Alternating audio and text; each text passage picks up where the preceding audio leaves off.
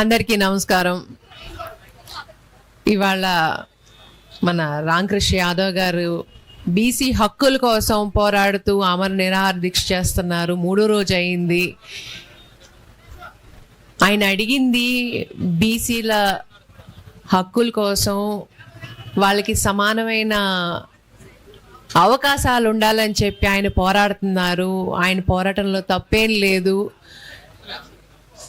నేను ప్రభుత్వంతో రిక్వెస్ట్ చేసేది ఒకటే, దయచేసి ఆయన పెట్టిన డిమాండ్స్లో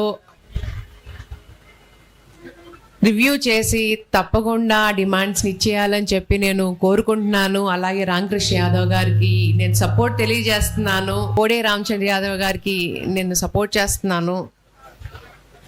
మన బీసీ హక్కుల కోసం నేను ఎప్పుడూ ఫైట్ చేస్తాను.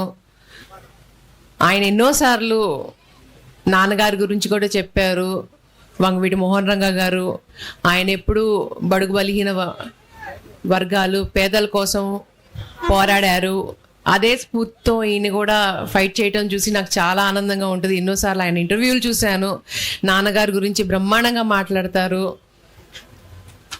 చాలా గర్వంగా ఉంటుంది ఆయన మాట్లాడినప్పుడు మా నాన్నగారి గురించి. అలాగే ఆయన స్ఫూర్తితో కూడా అందరూ కూడా బీసీలు, ఎస్సీలు, ఎస్టీలు ఎవరైనా కానీ బడుగు బలహీన వర్గాల కోసం మనం పోరాడాలి. ఆయన స్ఫూర్తితో, వంగవీటి మోహన్ రంగ గారి స్ఫూర్తితో మనం ముందుకెళ్ళాలి. ఇవాళ ఈయన చేసే ఈ పోరాటానికి నేను పూర్తిగా మద్దతునిస్తున్నాను. అది